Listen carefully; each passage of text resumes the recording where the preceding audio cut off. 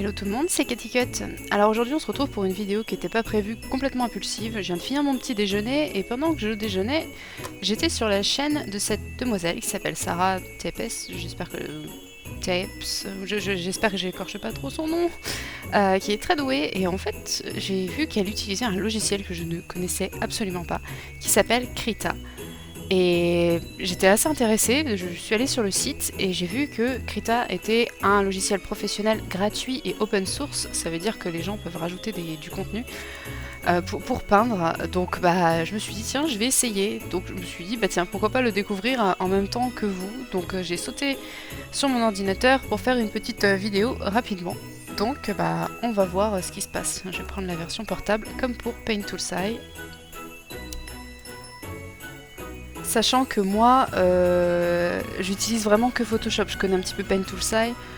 GIMP, je l'ai jamais ouvert. Sketcher non plus, je l'ai jamais ouvert.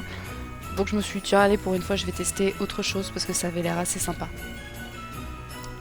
Donc mon téléchargement est terminé. Alors, ce qui est bien, c'est que moi, j'ai pris une version portable, c'est-à-dire qu'on peut la mettre sur une clé, tout ça. On peut la trimballer. Donc on n'a pas besoin de l'installer, normalement, hein, si je ne me trompe pas. Donc c'est Krita avec un I.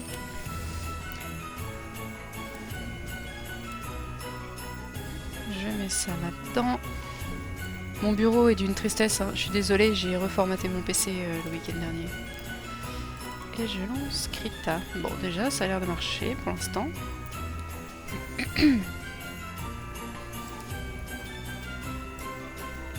Ok, donc il me l'a mis en français. Je m'excuse pour les amis anglophones, j'ai pas du tout fait attention que ce serait une version française en allant sur le site français. Ils ont traduit, donc déjà c'est plutôt pas mal, même si moi je préfère les versions normalement. Genre Photoshop en français, je suis paumée. Alors, on va faire nouveau. Je découvre en même temps que vous, hein. Donc on va voir si c'est user-friendly, comme on dit. Document... Déjà là j'aurais bien aimé agrandir ce truc là pour voir. Après c'est peut-être moi vu que je suis sur une grande scintille que j'ai augmenté la taille des typos. Alors, résolution, nous on va partir sur du 300. Ça oui, bah peu importe. Hein. RVB, très bien. Créer. Ok, alors qu'est-ce qu'on a? Donc là on a le color picker. Là je vois qu'on a un calque tout fait avec un BG blanc. C'est plutôt pas mal, c'est comme ça que je commence d'habitude. Pré-réglage des brosses. Ah, donc ça ce sont les brushes de base. Donc on va voir ça tout à l'heure. Alors, préférence d'outils. Aimantation, ouais, mais je pense que ça c'est quand on a des règles ou des trucs comme ça. Alors sur le côté, qu'est-ce qu'on a? Bon, ça a la flèche noire comme sur Photoshop, du texte, ça, qu'est-ce que ça peut être? Édition de dégradé, d'accord, de motifs, d'accord. Calligraphie, j'imagine que c'est l'équivalent de la plume. Ça doit être le pinceau, la poche, Ah, enfin bref, pour peindre. Ligne, carré, rond, d'accord. Bon, ça c'est des trucs déjà un petit peu plus poussés. Du crop, c'est du resize, déplacer. Mesurer. Ah, mesurer, c'est bien ça. Quand je fais des patrons, des fois, j'aimerais bien pouvoir mesurer des trucs. En général, je triche avec l'outil sélection et je regarde combien ça fait. Enfin, c'est vraiment le bazar. Ça peut être intéressant. Mais bon, c'est technique, c'est pas pour la peinture. D'accord, bon, tout ça, ouais, ok. Les outils de sélection. Sélection par la couleur, d'accord. Ah, ils ont un bouton pour ça, ouais, d'accord. Un peu comme la baguette magique, quoi. Par une courbe de Bézier. Zoom et d'accord, ok. Bah, ça me paraît assez similaire à Photoshop, sauf qu'on a enlevé les trucs un petit peu plus techniques en fait. J'ai l'impression que c'est vraiment plus axé dessin. Alors là-dedans, qu'est-ce qu'on a? On peut faire des PDF. Ok, ouais, bon, c'est toujours un peu pareil ça. D'accord, affichage. Ah, il y a des choses qui n'ont pas été, qui n'ont pas encore été traduites. Snap to, d'accord. Cisailler l'image, qu'est-ce que c'est que ça? Ok, bon. D'accord. Ah, les filtres. Ah, les trucs que je touche jamais sur Photoshop, quoi. Oui, à mon avis, il y a le même genre de truc un petit peu caca qu'il faut pas toucher. Peinture à l'huile, tout ça. Enregistrement, configurer Krita. Tac, tac, tac. Ok. Alors moi, je pense que je vais galérer parce que j'utilise énormément les raccourcis. Ok, donc on va tester les brushes. Pour info, quand j'enregistrais ma vidéo, tout de suite ça marchait pas. Enfin, je sais pas, j'ai dû le redémarrer plusieurs fois pour avoir de la pression, donc ça m'embête un petit peu. Alors, quand je clique droit, qu'est-ce que j'ai? En fait, j'ai les outils principaux. Alors moi, j'ai l'habitude d'utiliser ça pour changer la taille de ma brosse. Alors, je vais me sentir comme une... Je vais avoir l'impression d'avoir des pains en raisin à la place des mains, vous allez voir. Ok, alors, donc on va essayer de blender, parce que j'imagine que c'est un des trucs que Photoshop n'a pas, que... Ouais, ça n'a pas l'air de blender des masses. Après, il y a peut-être un outil qui est fait pour ça. Quelle est la différence? J'aimerais bien qu'ils mettent un petit type... Ah, voilà. Basic Wet. Ça ressemble un peu... Ah, voilà, ça ressemble à du Paint Toolside. Et là, si j'appuie... Ça me donne la nouvelle couleur et si j'appuie pas, je reviens vers le bleu. Ça peut être très intéressant parce que Photoshop le fait pas. Enfin, ou alors c'est une fonction que j'ai pas encore découvert dans les dernières versions, j'en sais rien, mais il me semble bien qu'il ne le fait pas. Ok, un peu comme du couteau, ça qu'est-ce que c'est? Oh, très étrange. Mais ça blende, hein, vous avez vu, c'est comme si j'avais sali mon pinceau, c'est plutôt pas mal. Bon, j'ai une bonne grosse gomme de base. Une gomme plus douce, qu'est-ce que c'est? On va reprendre du noir, hein. Opacité. Ah! Intéressant. Ah, j'aime beaucoup la petite texture. C'est dommage qu'on voit tant ces passages, on voit ça fait des démarcations nettes. Mais si le logiciel est capable de faire ce genre de truc, pour faire des petites trames sur les croquis, ça peut être vraiment très sympa. D'accord, alors pour ancrer... Oh! Ah, ça j'aime bien. Pour faire un line, c'est vraiment pas mal.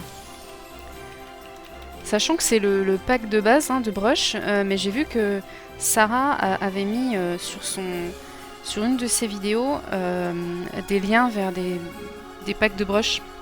Alors j'ai l'impression que comme sur Paint Toolside, il y a un petit retard hein, par rapport à ce que je fais moi avec ma main. Mais j'ai l'impression qu'il y a un petit stabilisateur de trait en fait pour éviter que ça fasse comme ça. J'ai l'impression qu'il y a un lissage automatique du trait. Et ça c'est plutôt pas mal, c'est quelque chose que j'avais beaucoup aimé dans Paint Toolside. Pour ancrer des BD tout ça c'est vraiment vraiment bien. Oh, sympa aussi ça. À mon avis il faut pas le mettre en trop grand. Voilà, c'est bien ce qui me semblait. Ah, ça peut être sympa. Ça c'est quoi? C'est pour tramer? Oh, on peut faire de la trame les gars. Regardez, on peut faire de la trame. Ça c'est pas mal du tout. Si vous faites de la BD typée manga, tout ça, c'est vraiment super. Parce que j'imagine qu'on peut vraiment les faire soi-même pour le coup, les personnaliser. Ok. Ouais, c'est pas mal le crayon là. Je vais essayer de faire un petit dessin après. Bon, c'est comme dans Photoshop, j'imagine que je vais me servir de même pas un quart des trucs quoi, mais... Il y a des choses très bizarres. À mon avis, il y a pas mal de choses qui peuvent donner des accidents très intéressants. Les accidents, c'est bien. Qu'est-ce que c'est ça? Pour faire des feuilles? Ah ouais. Ah, j'ai l'impression que c'est les trucs de base de Photoshop, mais vraiment axé artistique quoi. Photoshop, faut reconnaître que c'est assez froid quand même. Hein. Alors, si je mets un calque à la poubelle, ok. Si j'en fais un nouveau, d'accord. Est-ce qu'on a des modes de calque? Ok, dessin, nanana, nanana. Non, c'est pas ça. Ça, qu'est-ce que c'est? Dupliquer le calque, ça c'est pour le monter ou le descendre. Voir ou changer les propriétés. Mode de fusion. Bah oui, écoutez. Multiplier, ok. Écran, éclaircir, saturation. Ouais, bah c'est pas mal comme dans Photoshop. Je demande à voir. On peut leur mettre des petites couleurs pour les repérer. En plus, j'ai... Ouais, voilà. Il est d'une nouvelle couleur maintenant, du coup. D'accord, ok. Bon, c'est plutôt pas mal. Les dégradés. Il y en a des prédéfinis comme dans Photoshop. Alors du coup, oups. Si je prends l'outil dégradé, j'imagine que... Hop, ouais. C'est assez intuitif, hein, je trouve. C'est assez intuitif. Et là, donc c'est les couleurs devant, derrière. Ok. J'ai pas l'impression que ça me l'a pris en compte par contre. Hein. Du rose avec du bleu. Voilà. Ça va être du meilleur goût. D'accord, ok. Ça marche plutôt bien. Bon, donc je vais revenir sur le... C'est ça mon outil, je vais prendre ça. Oh, regardez, je crois que c'est ici qu'on peut éditer les brushes. Bon, je vais pas tester aujourd'hui, j'ai pas envie que ma vidéo fasse 15 minutes. La dernière fois que j'en ai fait une, elle a duré 30 minutes, alors que le but c'est que je dépasse pas 15. Ok, bah je vais tester. Et puis je ferai mon petit débrief après. C'est où qu'on s'en va? Là? Non? N'importe où? Ok. Alors, qu'est-ce qu'on avait vu comme brush qui était sympa?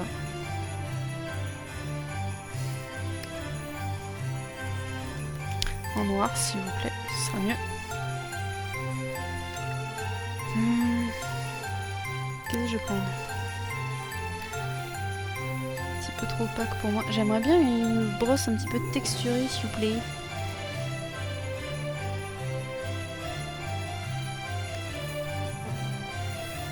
Toi, si je te réduis, tu pourrais pas être trop sale, non? Ah, c'est un peu compliqué hein, pour trouver la brush qui nous convient. Bon, ça, en plus, il y a des espèces de fractales, je sais pas quoi là. C'est quoi? C'est l'inclinaison qui fait ça? Qu'est-ce que c'est qui fait ça? Ouais, c'est quand j'incline mon stylet. D'accord, ok. Donc vous saurez que ça prend en charge l'inclinaison. Ah vache, on dirait du vieux paint. Nostalgie. Bon bah écoutez, on va partir avec ça, hein, tant pis. Je trouverai mieux plus tard. Alors, pour ce qui est des raccourcis, alors, CTRL plus, CTRL moins que j'utilise d'habitude, effectivement, ça fait zoomer, dézoomer. Par contre, ce que je suis pas très fan, c'est que... Oh si, oui. En fait, quand vous zoomez sous Photoshop, et j'ai remarqué que ça faisait pareil sous ça, si vous êtes sur un multiple de 2, en fait, donc 25... Enfin, un multiple de 5, pardon. 25%, 50%, 100%, 150, 125, votre image elle sera nette, sinon elle sera un petit peu cracra. Et par exemple là si je suis en 66,7, ça va un petit peu pixeliser. Et j'ai l'impression que oui, quand je fais CTRL plus, CTRL moins, ça va, ça prend quand même en compte ce genre de truc. Bon c'est parti, on va faire un petit visage. Je sens que je vais encore faire n'importe quoi, je dessine tellement plus en ce moment que...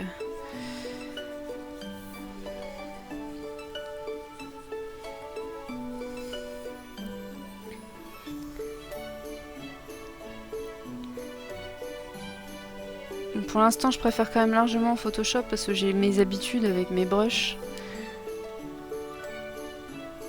Là, j'aimerais bien trouver la brosse qui fera que je me sentirai à l'aise parce que là, j'aime pas du tout le toucher personnellement. Mais... En même temps, ça fait quoi? Ça fait 10 minutes que je suis dessus, donc on va pas se plaindre. La prise en main est beaucoup plus simple que sous Photoshop. Alors après, je ne connaîtrais pas Photoshop, c'est sûr que ce serait pas aussi facile, hein, on est d'accord?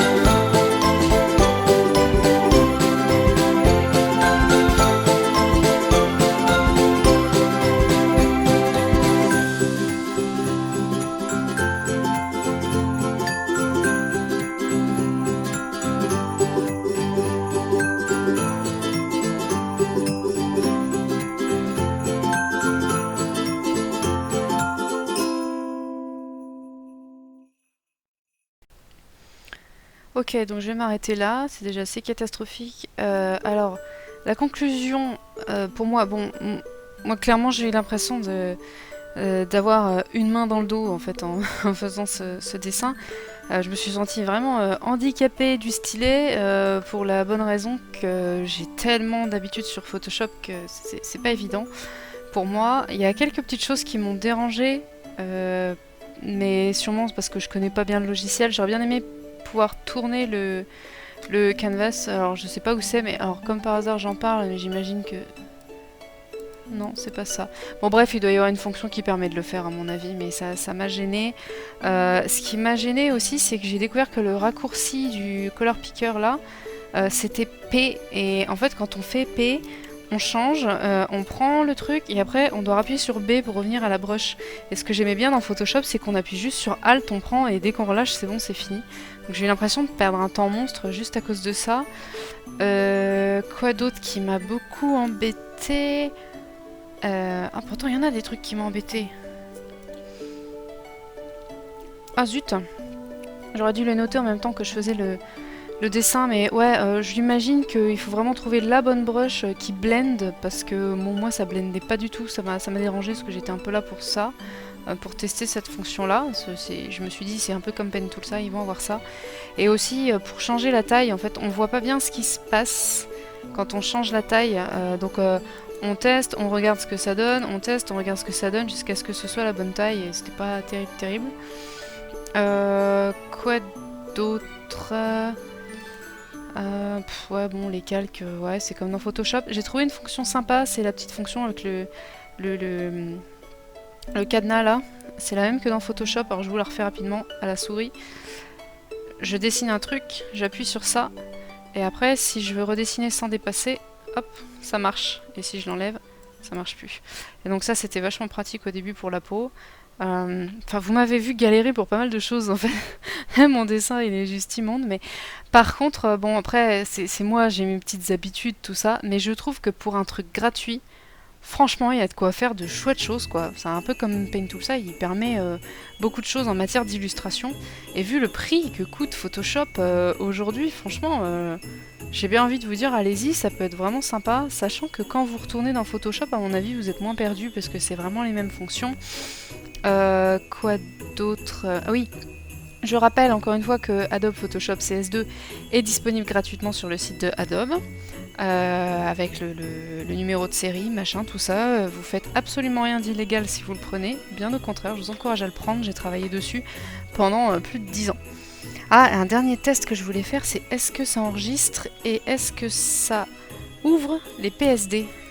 Parce que c'était un des trucs qui était bien pour Paint Toolside. Ah oui, ça le fait. On va essayer pour voir. Hop. Où es-tu? Test. J'ai travaillé en tout petit aussi, comme une débile. Je me disais, tiens, c'est bizarre, c'est pixelisé, mais j'ai bossé en tout petit. C'est moi qui suis nulle. Ok, bah ça a pas l'air d'avoir sauté. Des fois, il y a des trucs qui sautent d'un logiciel à l'autre. Non, c'est plutôt pas mal. J'ai vraiment travaillé comme une cochonne. Bref. Ah, elle est vraiment immonde. Bon, bref, c'est pas grave. C'était pour le test, donc ouais, je trouve ça vraiment pas mal. Même si oui, bah voilà, hein. Moi j'aime bien avoir mes 12 000 raccourcis, là je les ai pas, donc y a que moi que ça gêne, hein. Non, franchement c'est pas mal, donc allez-y les gars. Donc n'hésitez pas à le tester, ce logiciel, à me dire ce que vous en avez pensé, à me dire ce que j'ai raté aussi, parce qu'il y a sûrement plein de choses que j'ai ratées, que j'ai pas vu alors que c'était sous mon nez. Puis bah, oui, bah comme d'habitude je vous dis merci pour votre soutien, et n'oubliez pas de vous abonner. Et n'oubliez pas non plus de me donner des petites idées de vidéos pour la suite. Voilà, je vous embrasse bien fort, à bientôt.